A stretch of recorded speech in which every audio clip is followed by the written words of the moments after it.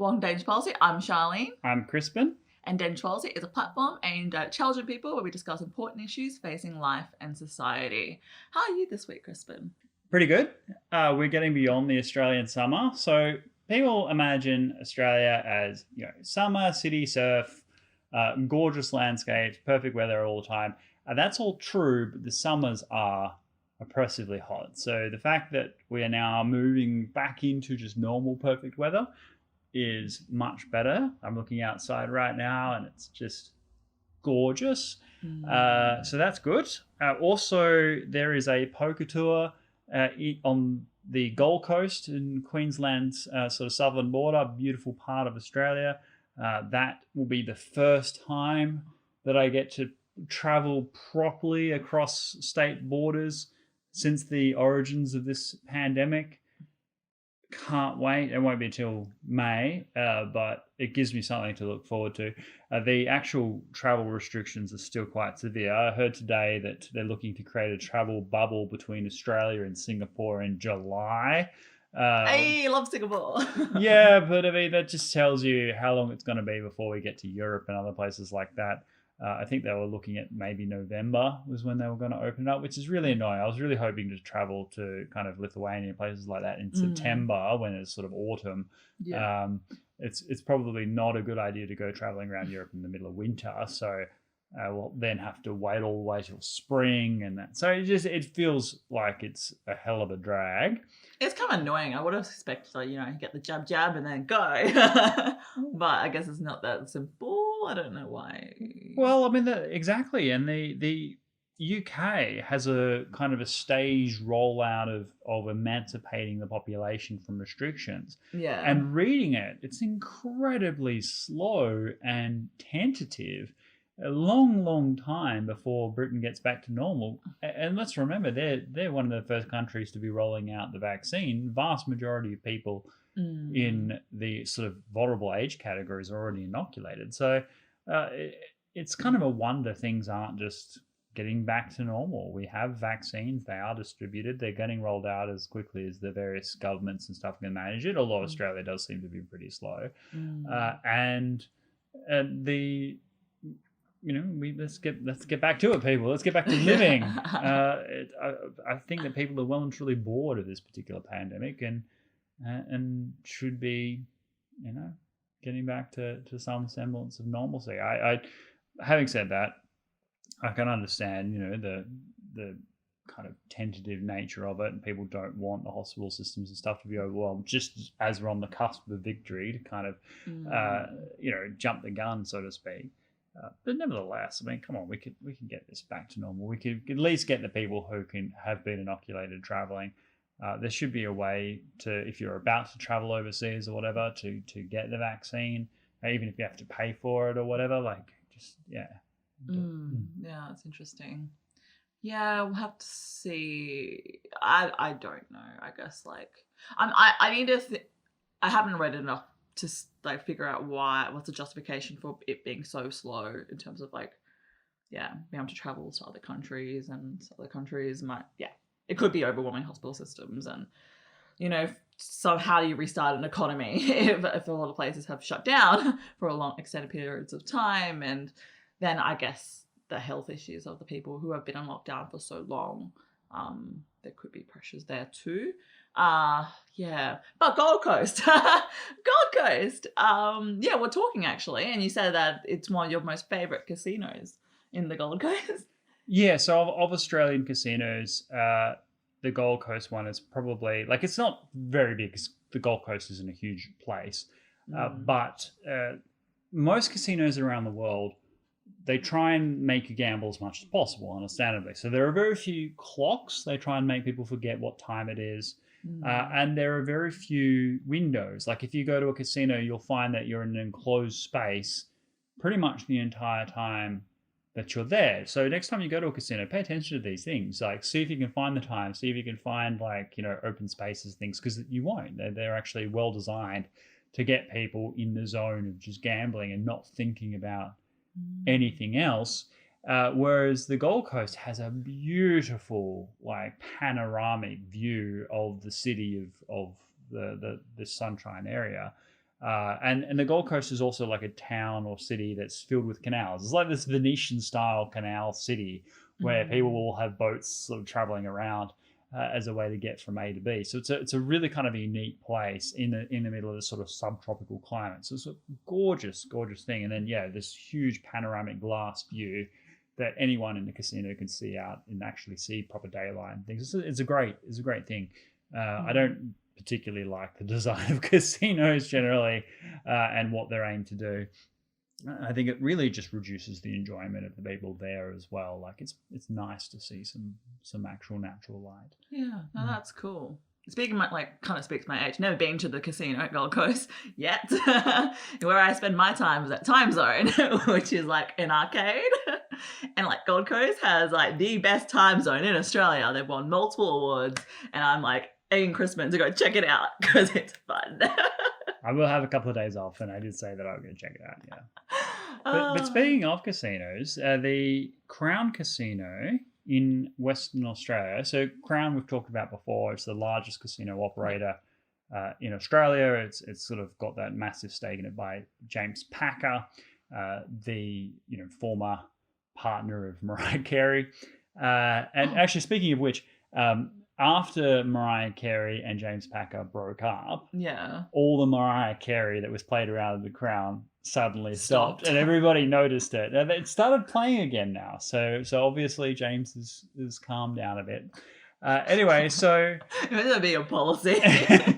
No Mariah Carey played at any Crown vicinity. It might have just been an unwritten rule where they didn't want to upset him. Yeah.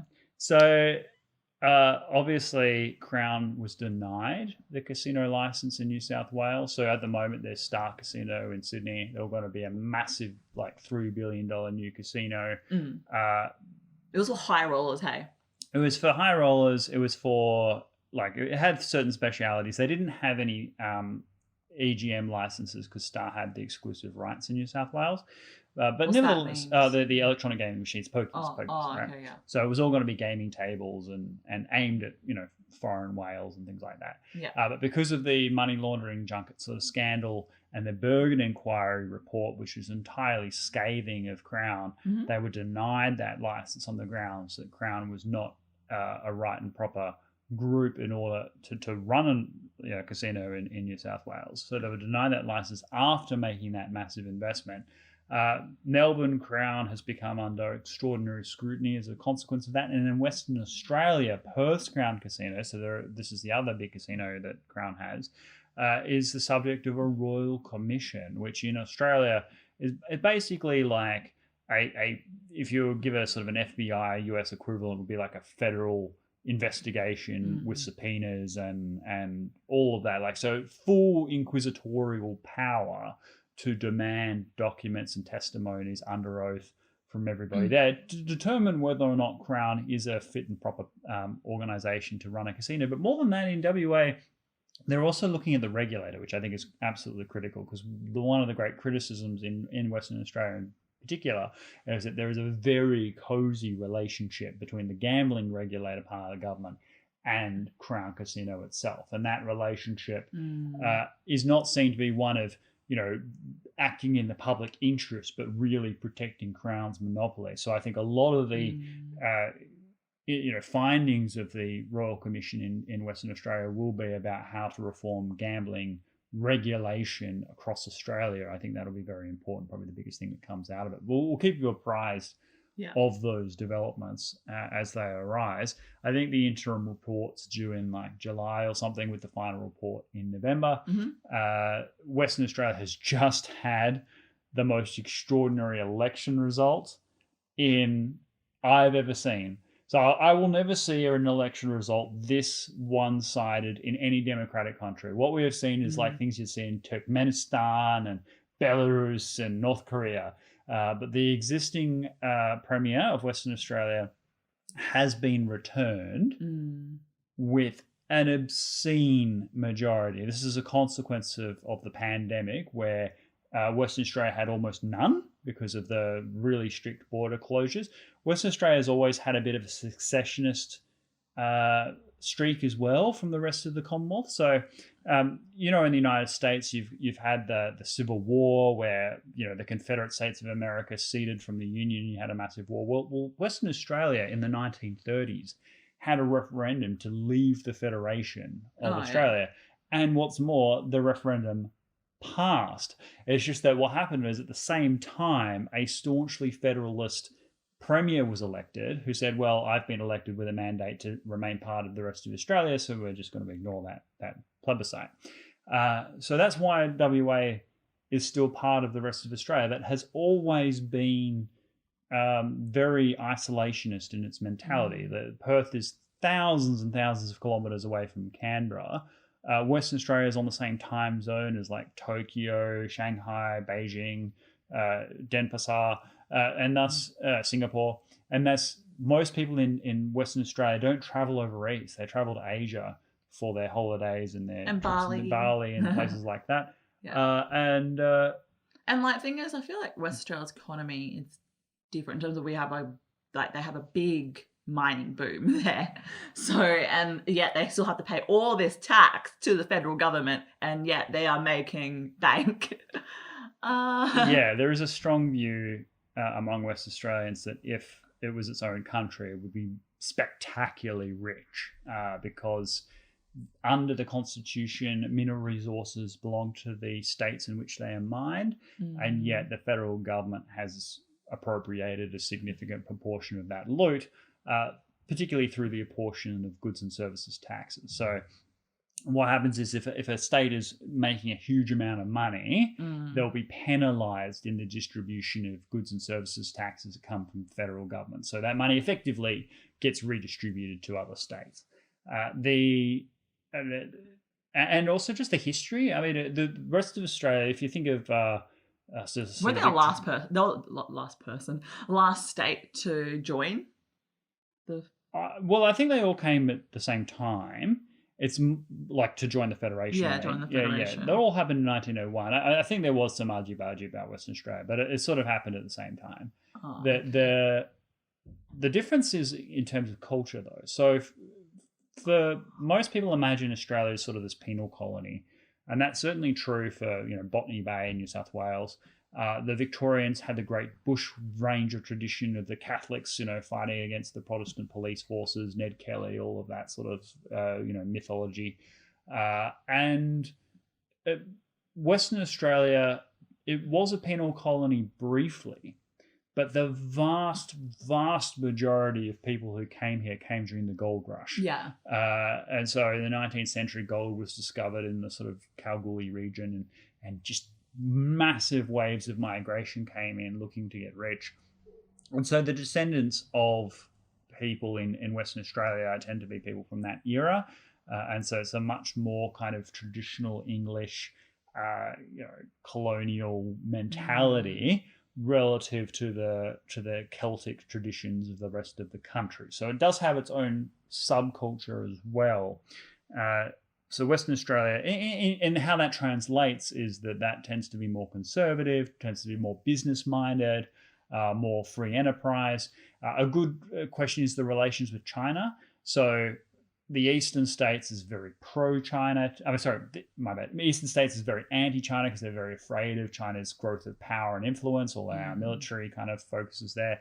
Whereas Western Australia, all the loot gets exported to China. So it's very pro-business. Now, that is changing at the moment because Western Australia also has one of the largest wine regions in Australia, the Margaret River wine region. And China's essential embargo against Australian wine to punish us politically is having a really toxic effect on that industry, and also a deep sense of resentment. So China isn't doing itself any favors, because there was a powerful constituency in Western Australia that was pro-China versus sort of the Canberra elite, which is very anti-China. And now Western Australians, I think, are also moving in the anti-China direction, given the willingness of the Chinese government to use mercantilist trade practices as a political weapon for things that the Australian government does that China's CCP may not like. Do you still think there's a divide? But this is so not But do you think there's still a divide between states? You remember, like, early on when different states were experiencing the pandemic in different ways, and Western Australia, like I said, feels isolated compared to other states because it was doing pretty well. Like, it's like, of all the economies in Australia, because Australia's a huge country, and of all the economies, Western Australia went up. Everyone went down. That's true. Yeah. And do you think, like, with that outcome of the election, kind of reinforces? Yes, I think you're right that because our government's liberal at the moment. The federal government is liberal. Yeah, federal government is liberal, which in Australia means conservative. Yeah. So it doesn't mean liberal as in the progressive liberal. And the Labor Party is the kind of the traditional workers' party, although I think, those lines are definitely blurring. But yes, Labor has been returned in Western Australia at the state level with a massive majority. But I don't think that is a sign necessarily of a split in the Federation, because traditionally Australians have voted in the opposite party to the federal government in most of the states. There's multiple reasons for that. Number one, people tend to have liked the Liberal Party being the federal government party because they think that the Liberal Party is better at economics and things like that, and foreign policy, whereas they tend to see Labor more closely associated with services, so healthcare, transport, policing, that sort of stuff. So for that reason, they tend to electorally vote along those lines where they have different areas of responsibility. That's number one. Number two is that it gives you someone to blame.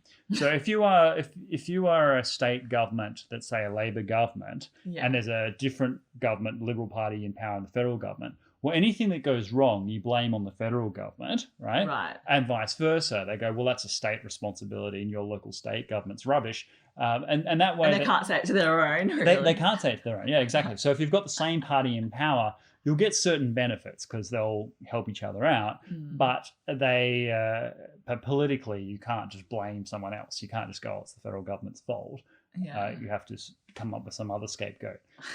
So I don't think that's a sign, but the fact that the hard borders went up and the fact that the electorate effectively rewarded the Premier for being so, restrictive on West Australia's state rights indicates that there is a deep well of secessionist feeling within Western Australia.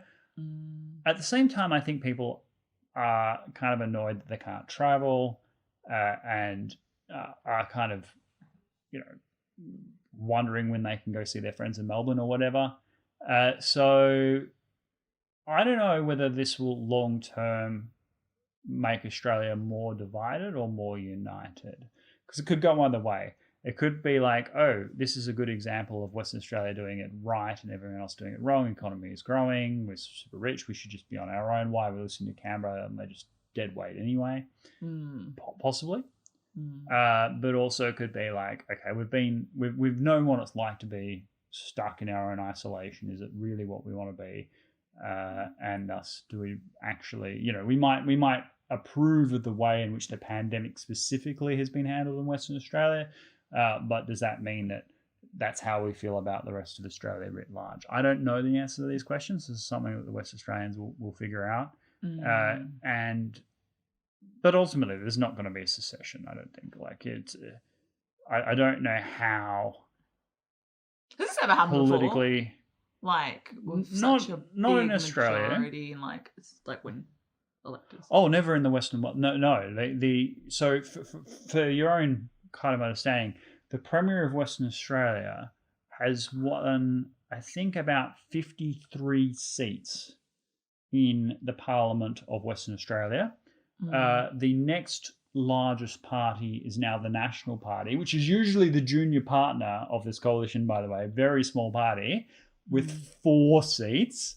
The Liberal Party, which is the main other party in Australia, has 2.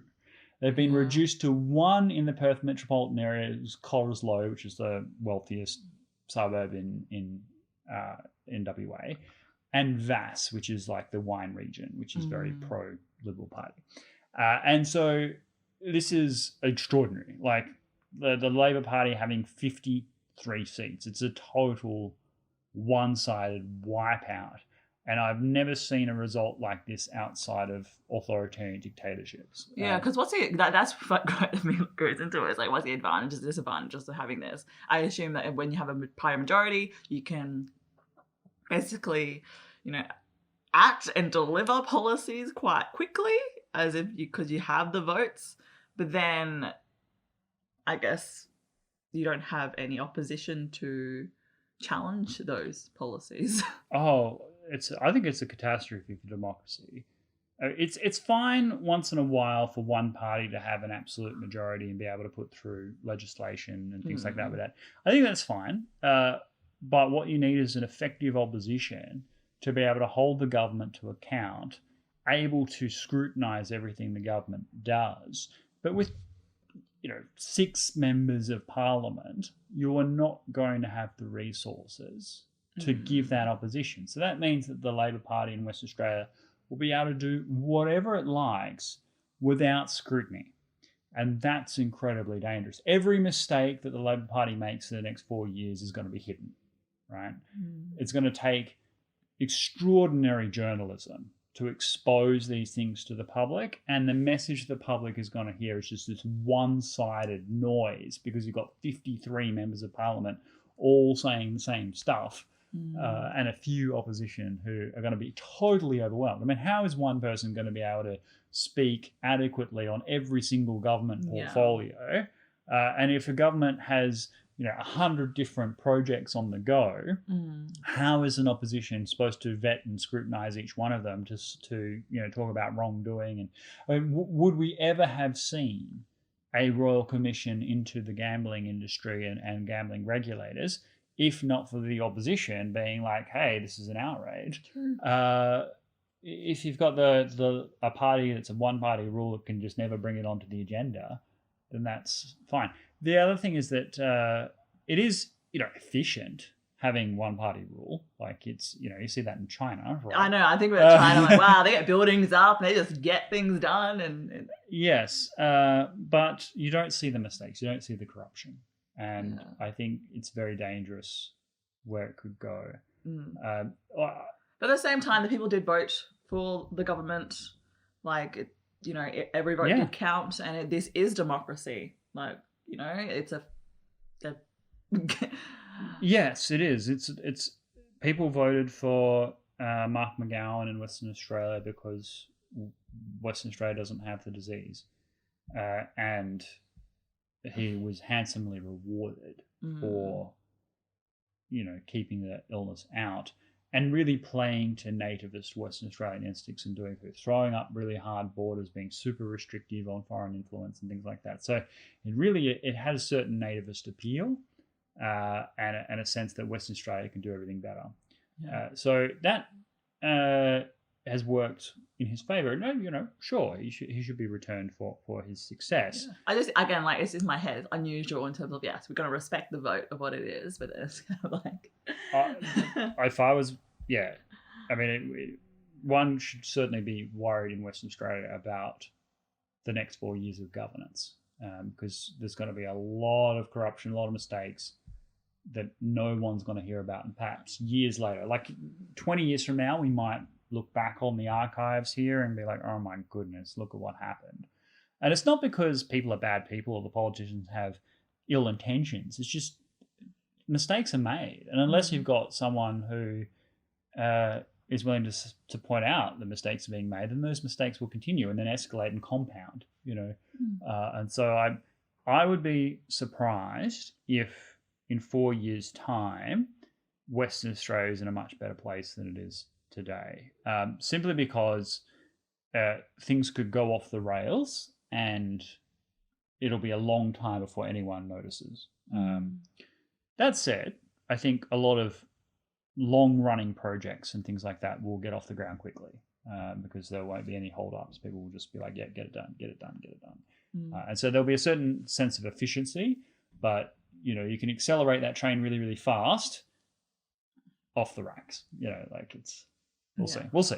Yeah. Okay, cool. Off topic of Australia, let's move to Britain. So Britain and Greece, you've covered, is there's these Elgin marbles. Yeah. And I had no idea what they are, and just Googled them. And God, they're pretty nice looking statues. And okay, this is Charlene's summary in like 1 minute of the video. Is that at the time, Greece was taken over by the Ottoman Empire, and they were the most vulnerable state. This guy decides to sell off these Elgin marbles, which is like cherished in their history. Britain was like, "Yep, we'll take them." And now they've got them in their museum. The Greece are like, look, that's a piece of our history. Please give it back. Like, nah, we got them fair and square, even though we took them at a very vulnerable time. And they're just kind of being assholes about it. So, and the thing is, and then you're like, oh, just give the damn statues back, because at the end of the day, like, this is a piece of history and it suits the Greeks better in where they're meant to be. It definitely matters a lot more to the Greeks than it does to the British. Yeah, and... yeah, it got me thinking. I mean, firstly, how the hell did they transport these Elgin marbles? Because that thing looks heavy. Well, actually, funny story. So they got wrecked. So they were transported by a ship. Yeah. And the ship crashed and they fell to the bottom of the ocean. And so they had to be rescued. So divers went in and collected them. So it was an extraordinarily expensive operation to get them recovered. So not only did Britain take them, they almost lost them permanently for all of humankind. Thankfully, they were wrecked in shallows and could be retrieved. But it was a lucky moment. Yeah. How did it very expensive? Yeah. So how did the ship get wrecked? It was a storm, or? Oh, I don't know the details, but it was an incredibly expensive. They had I think they had an expectation it would be about £20,000 or something to transport all of these things really safely, but then it was many times that amount because of the wrecked ships and the diving operations and all of that sort of stuff. So it was an incredibly costly enterprise for the British government to actually acquire this. It's probably one of the reasons they want to hold on to them, simply because of how much money they spent historically getting them. But there's so many other artifacts that they have in their museums. It's kind of like... Well, I would hypothesize that that's the number one reason they're reluctant to give these ones back. They think that if they say yes to Greece, then they're going to have to deal with the requests from Chile and Iran and Africa and all of these places, Mongolia, because the British Museum has collections from literally everywhere. And are they going to deal with every single, India, all of these former British colonies? Are they going to be dealing with people? Are they going to deal with, Inuits from northern Canada? All these people demanding their artifacts back. So they're scared that museum's going to be empty?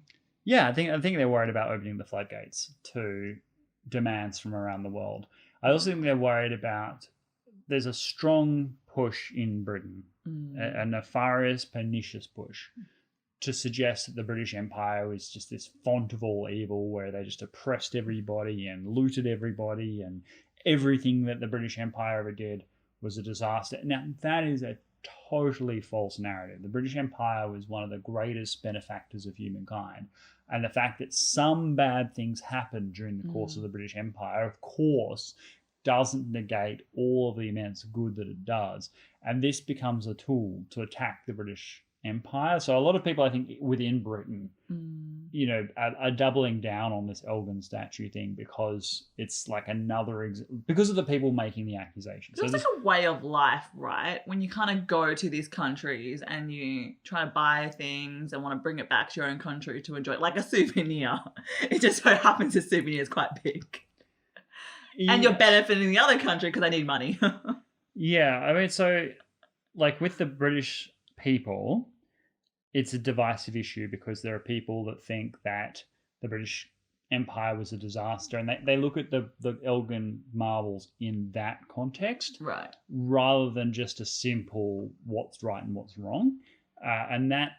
So in a sense, the British government might feel it's losing status or undermining the British history by returning these marbles, because by returning these marbles, the British government is essentially admitting that it was wrong to take them in the first place. Yeah. And if they say that, then it opens them up to all kinds of other attacks on the British Empire, the British Commonwealth, things that are not fair, things that shouldn't be substantiated, but nevertheless does leave them open to that regard. And the British government's probably saying, look, we just don't want that headache. We don't want to be able to be answering charges of, British imperial crimes forever.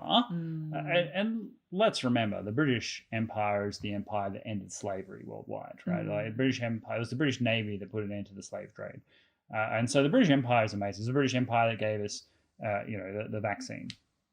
So there's so many things the British Empire did that was good for the world. The governance, institutions, rule of law, human rights, Enlightenment principles, scientific method, all of this is British Empire stuff. And yet there are people that are determined to say that nothing good came out of it. And if they say, oh, yes, we will return these statues, it's an example of where the British Empire went wrong. So I can understand from the British government's perspective, it's easier just to say no. Like the opprobrium you get for people focused on these statues is less than what might be the case once you open that Pandora's box. Okay, right? I see what you mean. Having said that, from the Greek point of view, they're not interested in any of that. They just want their damn statues. Right? Yeah. And I think that that's a fair enough presupposition that the Greeks say, well, these actually belong in the Acropolis, so put them in the Acropolis. What I think should happen is that the Brits do this, but get an excellent deal out of it. I don't mean a financial deal, but like a special arrangement with Greece so that Greek artifacts of many, many different sorts spend a lot of time in the British Museum on loan, right? So say, look, we'll return your Elgin marbles and we'll do it for free. We'll give them to you. But in exchange, we want, the Minoan bull's heads and the Olympian sort of artifacts and the statues of pottery from the examples of pottery from the Delphi Oracle and all of these things that are traditionally Greek that don't travel very much at all to go on rotation through the British Museum. So the salubriousness of the British Museum is retained because they get all these amazing new artifacts for exhibition and display that don't normally travel outside of Greece. And it makes it a special case because, like other countries might demand their artifacts back as well. They say, well, look, we've got this deal with Greece that gives us basically access to all of their artifacts on loan, on a rotational basis so our British public can enjoy them. If you want your stuff back, well, what are you prepared to make a deal with on the same basis? And that way the British Museum will retain its iconic status because it'll have exhibitions from around the world that are not seen anywhere else. And I think everybody lives. I think that's a great resolution for the British public and the Greek government. What gives these things meaning? Well, in Greece's case specifically, there is so much about these particular marbles. So first of all, Greece's number one economic thing is tourism, of course. And the Acropolis is one of the great tourist attractions of the world. Now, as I said in the video, Athens itself is one of the least attractive parts of Greece. I am obsessed with Greece. It has so much going for it in terms of its classical Greek period, its Homeric Greek period, and of course the Byzantine period, which is one of my great loves and affections. The classical Greek period, the high point of Athenian power was the age of Pericles. So what happened in Athens was that they defeated the Persian invasions with the Spartans and a bunch of others. There was the two invasions, Darius, who invaded in Marathon, defeated by the Athenian phalanx, and then the great invasion of Xerxes, where you had the battles of Salamis and Plataea and the great heroes of Themistocles and the 300 Spartans at Thermopylae. The great history, all recorded by the father of history, Herodotus. And then you had the blossoming of Athenian power, where they were like, okay, well, we've kicked the Persians out of Greece. We're going to create an alliance of states called the Delian League which will be led by Athens, because Athens is the great naval power. And what we'll try and do is we'll liberate the Ionian Greeks on the west coast of Turkey that are still under Persian control, right? So they continued the wars against Persia, even after Persia had been expelled from Greece. Now, over the next 50 years, that Delian League gradually morphed into an Athenian empire, okay? So originally it was a confederation of city-states where they would either pay money to the Athenians or they would donate troops and ships. And the Athenians would just kind of be the leader, if you like. But the administration of the Delian League was spread throughout the league. Well, eventually, over the course of 50 years, that morphed from like a voluntary, friendly brotherhood of nations to an Athenian empire, where Athens kind of just ran the show and told everyone what was what, and became kind of a dictatorial power. And the final marker in that journey was when the treasury was moved from Delios to Athens, and that treasury was moved by Pericles, the first minister of Athens at that time, and he took that money and he spent it on building works, okay, which is where you get the Parthenon and you get the marbles of Phidias, who was the grandfather of that entire classical tradition of, you know, amazing human formed statues that we see throughout the Greek and Roman period. So it's a really central part of the artistic tradition of Greece. It's a strong moment in Greek history where Athens was by far and away the greatest power of the age. And then you had the 30 years Peloponnesian War with Sparta, which ruined Athens, and Sparta eventually became victorious. But an extraordinary point of human history. You know, Athens being the first truly great democracy. You know, democracy was an invention of Greek Cleisthenes. So you had Pisistratus, who was a dictator of Athens. Dictator is a Greek word meaning just one man rule. So it didn't have the same connotation as it does today. A dictator being like evil kind of authoritarian thing. It was just a descriptive term of a form of government.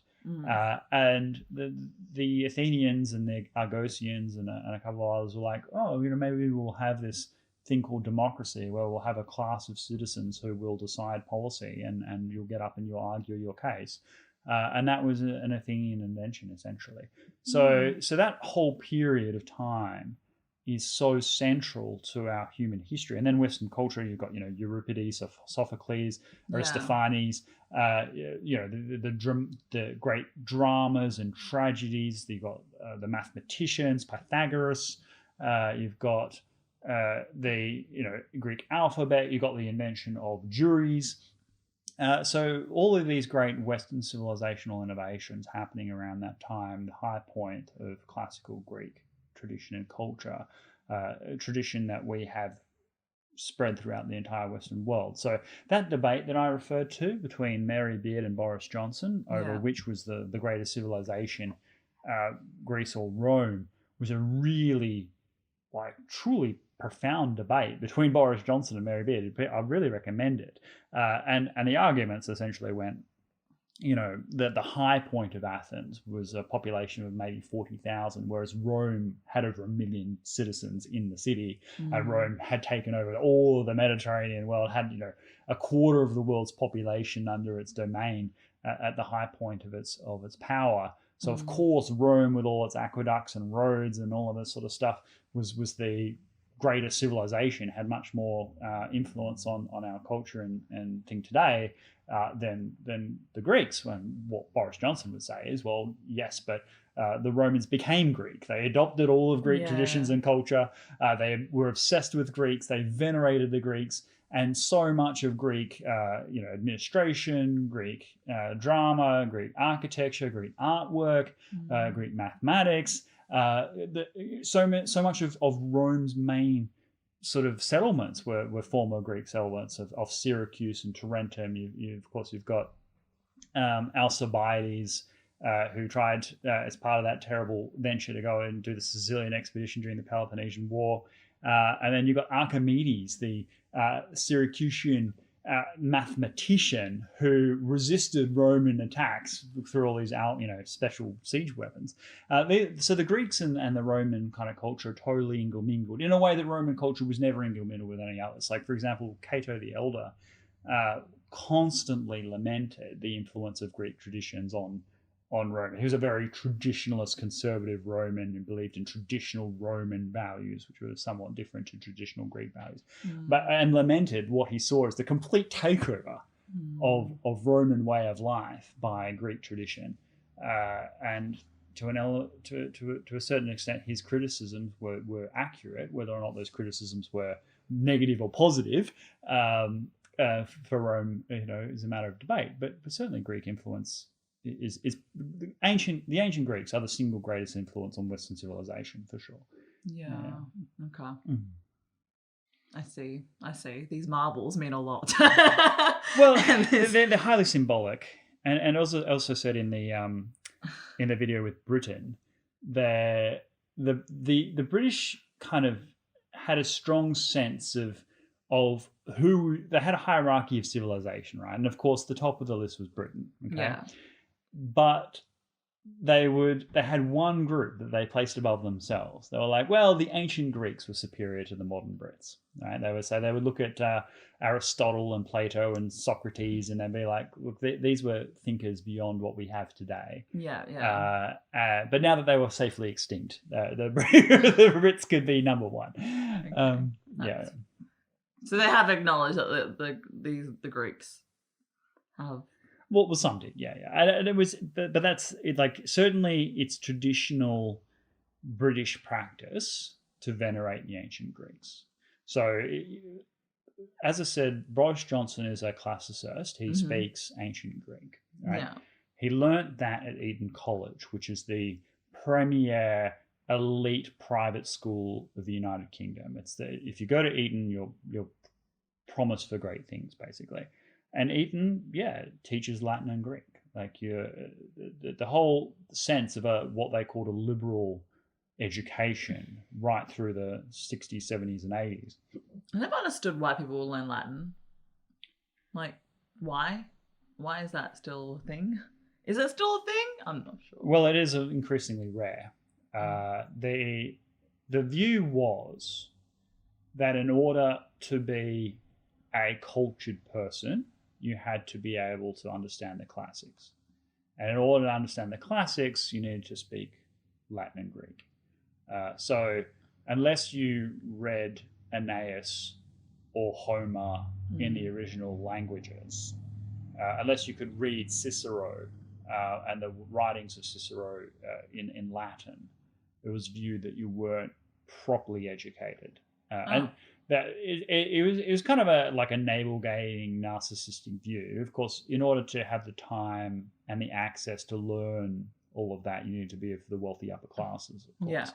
Yeah. And it was thought, particularly in the British civil service, that a classic education was essential. There's a wonderful line in the greatest kind of government comedy show in history, Yes Minister and Yes Prime Minister, where the chief cabinet secretary is having a conversation with the prime minister, and the prime minister is lamenting that nobody speaks Latin anymore. What kind of an outrage is this? And the chief cabinet secretary was like, starts answering in Latin, and he's like, he's lamenting in Latin, the tragedy and the decadence of youth and blah blah blah. And the prime minister's like, what? and the cabinet secretary, makes a snarky comment about it, and then the cabinet secretary says, you know what, people shouldn't learn Latin. And the prime minister's like, what? You just spoke to me in Latin. He's like, yes, and I can't even use it in a conversation with the Prime Minister of Great Britain. Now, in the case of this Prime Minister, you could. But, well, maybe. He certainly could speak ancient Greek. I don't know what his Latin's like. Yeah. But yeah, I mean, Latin is such a critical language in the sense of understanding the earliest Christian writings, the dogmas of the church. Of course, all of the great writers of the Roman age, of course, wrote in Latin. So you've got Tacitus, you've got Cassius Dio, you've got Cicero. Aren't they translated yet? Of course they're translated, but you're supposed to be able to say things like, dulcis decorum est pro patricia mori. Like you've got to, you have these phrases, which is it's a sweet and seemly thing to die for one's country. Like it's Latin is used in our science, of course, like the periodic table is, of course, in Latin. And it's important also to see the evolution of the language, right? Like, for example, in the 6th century and the 7th century, when the Roman Empire, Western Roman Empire had passed into history, a lot of scholars, which were mostly monks and things like that, were lamenting the fact that they thought that their language was deteriorating, right? Because at that time, they didn't really understand how language evolves. They were like, okay, we once had this perfect language called Latin, and now we have this degenerate version of it that we're speaking today. And people were worried. They were having these theological debates as to whether or not they were sending people to hell because they were saying the liturgy is wrong, right? And people were participating in rituals that God didn't think were valid, so kind of all of this sort of stuff. And so it is important to understand like the evolution of European language. Latin is the basis of so many of the Romance languages. I mean, of course, Latin is a huge influence on Spanish, Italian, Romanian. Romanian is probably the closest to modern day Latin.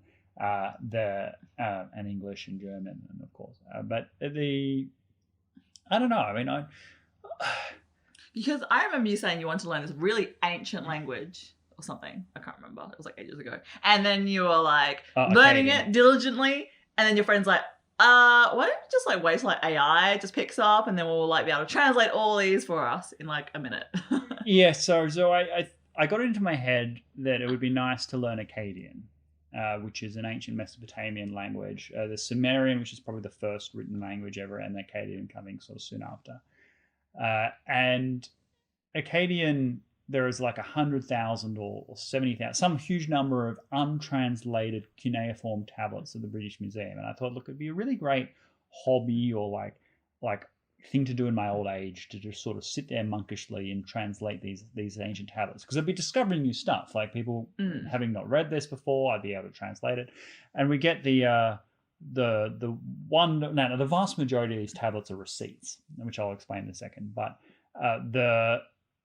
you also get the first epics, the Epic of Gilgamesh, a great story which we don't have time for to discuss today, but it's where the origins of the Great Flood come from. So, Noah's Ark in the Bible, well, the Great Flood, all like the first writings about that is not from the Bible, it's from the Epic of Gilgamesh. And so there's so much to our like traditions and history that we could learn from Mesopotamia. I think it's still a lot, like there's still a lot to unlock there. But yeah, I was learning it slowly. And I was thinking I could translate these cuneiform tablets, but then someone said, look, we'll just have a self-learning AI that teaches itself Akkadian and then will instantly translate all of these tablets immediately into whatever language we want. And you shouldn't even spend your time doing this because, the computer programs will overtake you. And I couldn't fault that logic given the way self-learning machines are going. So we'll see. I might still persevere with it, but given how much work, like it is 6 years of full-time study to learn ancient Akkadian. Who knows ancient Akkadian? Are there people out there? There's a advanced course in Assyriology at the University of Cambridge, I think it is, which will teach people Akkadian, Sumerian, Ugarit, a few other of those ancient languages. The reason I ask is because obviously this person, why can't they go to the museum and translate this tablet? Oh, well, they just don't have enough. Like you've got, like it's such a rare skill. Well, because you've got so many tablets and you've got a small number of people who can do the translation. So if you can speak, ancient Assyrian, right? Ancient Neo-Assyrian, let's say. Well, there's a few Assyriologists out there, but not enough to sit there translating tablets, and they're too busy teaching or doing archaeological digs and things like that. They don't have time to sit there just translating tablets, So if you want lifetime employment, learn ancient Sumerian because it's such a rare talent that you'll definitely get a job. Actually, there's a wonderful anecdote. My favorite historian ever is the late, great John Julius Norwich. He wrote, unsurprisingly, the history of Byzantium, but a bunch of other books as well. And he was a total polyglot. He could speak, I think, 80 languages, something insane. And when he was at university, he wanted a particular teacher, very specific teacher, who didn't take students. This teacher was a elite researcher in ancient world, Mhm. and just refused to take any students, didn't have time for them. Anyway, this particular person was researching some stuff from ancient Bulgaria, right? Mm. John Julius Norwich picks up some stuff, learns ancient Bulgarian, and says, well, look, I'll translate this stuff for you, but you have to be my teacher. And the guy's like, fine. So that's how John Julius Norwich got his PhD supervisor. But anyway, that's just a massive segue.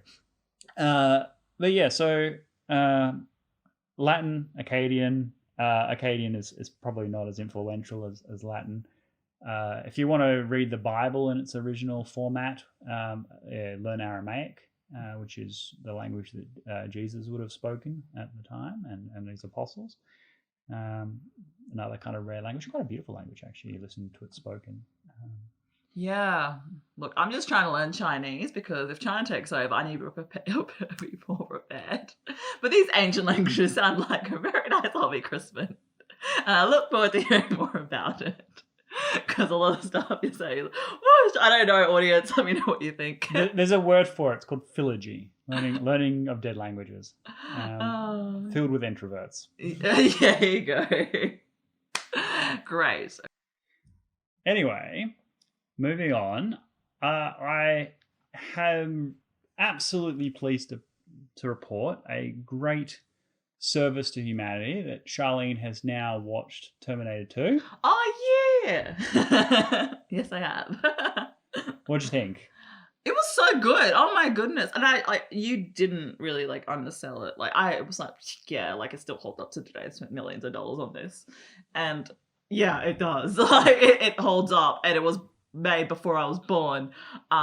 Sure, right? Yeah. Yeah, it came out in 91. Yeah, 91. So. Yeah, definitely before I was born. Yeah, I mean, okay, so that was if you know what, everyone else has probably seen Terminator, so I don't care about spoilers.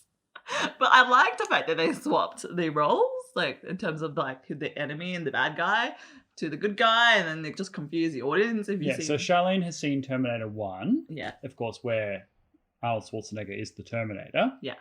And now, obviously, in Terminator 2, yes, he's the good guy, the protector. Mm-hmm. The timeline still bogs my head, but that's okay. But no, it was really good. I was like pew pew pew, and then just the classic stuff, and the pace was very good too. No scene was wasted in the lead up and build up, and I really liked the mother in terms of just and we talked about this during the film was just that is a sign of female representation, because you could replace her with a guy. It doesn't matter, like a father, and it would make no difference to the character. Her gender had nothing to play with it. She was just super strong and super determined and wanted to love her child and protect her child. That was it. Beyond that, she was awesome. Absolutely. I mean, Sarah Connor. People say, people don't like Rey from Star Wars or misogynist and stuff. I have not met a single person that dislikes Rey that doesn't like Sarah Connor, because Sarah Connor, she has everything that a strong female character should have, which is she's extremely well drawn. That is, that she has strengths and weaknesses. She's not a Mary Sue who's perfect and loved by everybody and makes no mistakes. I mean, here's someone who is severely damaged. She came from being this, typical kind of innocent waitress, went through this extraordinary experience, was absolutely traumatized by this total thing that anyone else listening to would think is totally insane, right? Yeah. That someone came from the future, that the father of her child is it's just insane, right? Yeah, and it makes sense just thrown into a crazy, Yeah, and she was incredibly difficult as a parent. You could see the trauma that she'd inflicted upon her son, because everything that he was made to do was to be a great leader, right? So she put him through hell. There's that scene where they kind of get back together and they're in the car, and she goes to grab him, and he thinks that they're about to embrace and be hugging, right? But she's actually just checking him for wounds, right? So she treats him as the most important thing for the future of humanity, but has diminished her relationship with him on that basis, i.e. she wants him to be a survivor, not someone who is, close to her and have a typical loving family relationship.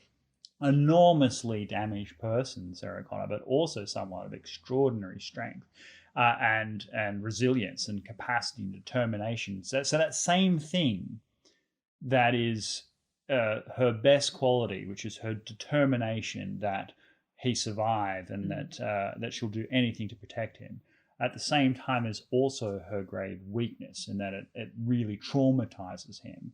And she doesn't realize the damage that she herself has inflicted upon him. So this is like, even aside from all of the action hero stuff, there's a real reality to that relationship. You can believe that to happen because you get both the pros and cons of her great advantage. And this is a time when people respected like complexity in a character. She didn't have to be perfect in every way. She actually had to be someone that people could relate to, still admire, but also see the tragedy of. And I think that's something that Sarah Connor, Linda Hamilton, who plays her, brought to that role in a way that very few people could match in any role, whatever gender. Another example from the same era is Ripley. So I don't think you've seen the Aliens movies yet, but that's the other great hero. So Sarah Connor and Ripley from the Aliens movies are the two female characters that existed as great female legends before the age of woke. And then you see what happened. Like, so we're not going to traumatize Charlene with the latest Terminator movie, where it's all about, advancing transgenderism and rewriting, things and women being perfect in every way. They've taken these great characters and destroyed them. Yeah, I hope we come back to a time where like imperfect characters are perfect, because you're right, and it's just so many elements that it was so relatable. And we also talked about her son being like, this is what I thought everybody did, and just carrying guns and knowing how to shoot, and like, but I realized not when I got thrown into a foster family. That's a really great point. Yeah, so there's that part where John is talking to, because John always treats the Terminator as a father figure throughout the whole movie, right? And doesn't relate to him like a machine at all. Okay, and can't go around killing people. Fist bump, and go up, down. Exactly. And so there's that scene where he's telling the Terminator, I thought that's how everybody lives as a child. And that is incredibly relatable for modern day. There are plenty of kids out there that are living incredibly fringe, traumatic upbringings in really weird circumstances. But they don't realize that until like age 9 or so, that people live differently to them. Okay, they assume that their experience is identical essentially with every family, and it's only once they're a certain age of cognitive development and also having sufficient data by being exposed to enough different people that they realize, hey, my situation is potentially unique. And that can really compound trauma if they go, okay, not only is my situation crap, it's uniquely crap. Like, I don't have other people that can share my experience. And he talks about that in the movie as you say, where it's like, okay, well, I thought everyone was like that, but then all of a sudden my mother gets thrown into a mental asylum and I get tired. So it just cut out there. But I was just mentioning that John, many kids have that experience where they realize that other people, are going through stuff that are completely different to their own experience, which can be really isolating. Everybody feels that, right, as they grow up. Even if you're not in from a traumatic household, like, you still feel like, oh, I thought every kid does this because I did this. My family are always like this. Why is your family like that? Like, I think that's true to a degree, but I think it happens to everybody in puberty, in teenage years, because they're changing. Okay, so people are going through things that separate themselves from their parents and separate themselves from each other. So that experience will happen, but I think it's a matter of degree and also like how stark and quickly it happens. Like, his whole world would have ended the moment his mother gets taken off to an asylum, whereas usually it's a bit more gradual, like a gradual realization. But the point of all of this is, look, I'm really pleased that Charlene watched it. I'm And cultured now. No, no, that actually true. She's seen the golden, like a glimmer of the golden age of cinema, and of the high point of our culture. So the and now journey, the world can end. No, we're certainly regressed. So the journey will continue. I will show Charlene some other 90s movies. I've got about 6 or 7 in mind that should get her to at least the minimal standard of understanding what was on offer when Western culture was at its zenith. Yeah. It's very hard to argue when you look at these films that we have done anything other than regress. Like everything's a remake, everything's a reboot, but with woke identity politics injected into it, and kind of, people pandering to the various different groups on the internet. The wonderful thing about the 90s is that it was a pre-internet age. So I've got these other movies in mind. There are a few of them that are probably you could never make today. Not because they're like, not pandering to the right groups, but just because they would be controversial. Like you'd get it flamed on the internet. But in the 90s, these themes were addressed in very mature and thoughtful ways with a great deal of nuance and complexity, and thus you could do it to a mature audience and rely on people's actual intellect. But if you've got everything reduced to like 140 characters on Twitter and just massive flame wars, you couldn't even make that today, even if you wanted to. So it gives a real sense of, and also the corporatization. I mean, everything's owned by Disney, everything's through streaming services. You can't do anything that's at all, challenging. Like there was a time when art was supposed to challenge. That was the point of art. But now art just reinforces. Well, it reinforces and panders, and is it? Yeah. So I guess this leads to my final thoughts for today, which is on the same theme. So one of my great mistakes was thinking that corporations were just greedy. Back in the day, sorry about the engine in the background. Back in the day, when Disney and other kind of film studios first started pandering to this kind of stuff and really dumbing things down for people, I thought it was just about money. They're like, okay, they're targeting really gullible parents who, want to raise strong daughters, and thus this is just a pure cash grab. And cash grab is fine because that's something I can understand. And I ignored it. And I think most people did. And then eventually it started taking over our institutions, and now it's become the height of cancel culture. And I'll just finish with this point, that people who say, look, we don't have a cancel culture, it's consequence culture. Well, there seems to be pretty severe consequences for showing, the Charlie Hebdo cartoons, for example, right? Pretty severe consequences for those teachers and for those nuns. What we have is a threat culture. If you step out of line and do anything, you can be punished. Maybe not as severely as what happens with the Islamists, but certainly in terms of your career, in terms of your lifestyle. So once upon a time, you could say, oh yeah, they're just doing a cash grab for this sort of stuff. But now if you criticize it in any way, you're going to be absolutely butchered. And it prevents the art from being, created and shared. So it's a real dumbing down of our culture. And I think it's going to be seen in 500 years' time as a new dark age. Do you think it'll get better at any stage? I don't see it right now because of the monopolies that are being created. Like the streaming services are competing with one another, but there isn't really a space for challenging stuff to be created because investors want certainty when they spend money. Like it costs a lot to make a blockbuster film, right? Yeah. And so if they just use the same Marvel, formula, then we're going to make money out of this. Let's invest. Exactly. Yeah. So it's a safer bet. Things that, and so much of what has become iconic wasn't necessarily a success at that time.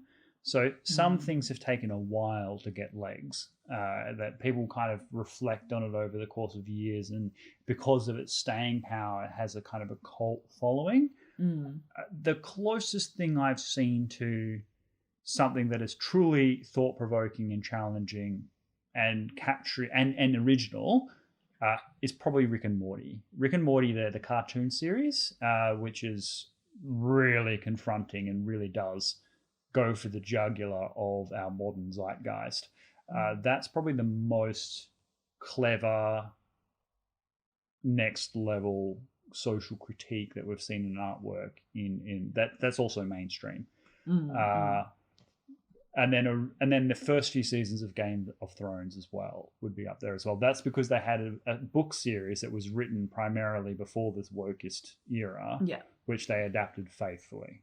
And so because that happened in the woke era and also just totally captured popular imagination around the world, they showed things faithfully that was actually a product of the 90s. So it was a sort of a lag, if you know what I mean. Yeah. But they're the only two cases I can really think of myself. Yeah, okay. Anyway, yourself? I'll finish the homework that you're going to give me. I'll have a list. Maybe, yeah. And then we'll do like a mini review about it and see whether I have changed or not. I don't know. I'm thinking the fifth. Have you seen The Fifth Element? No. We'll do that next. I'm going to start really slow and easy, right? So The Fifth Element is like another step forward. It's a fun movie. It's not hard to watch. There isn't horrible things to deal with. And then we'll eventually get to the cult movies that are probably the best films ever made. Yeah. But also very confronting. Okay. But Fifth Element's a fun one. Maybe do that next. Yeah. If anyone else has recommendations for me to watch, yeah. 90s and 80s only. No, 90s and 80s. None of these thousands bullshit. All right, guys. Thanks very much for lasting this long, having us talk about sort of ancient Arcadia and all of that, all off topic. Yeah. I mean, to be honest, my only final thoughts is the other day I was like rushing out of house to work and I wanted a hash brown. And this is the weird story, but wouldn't it be cool to have like a mini toaster to keep your hash brown like crunchy?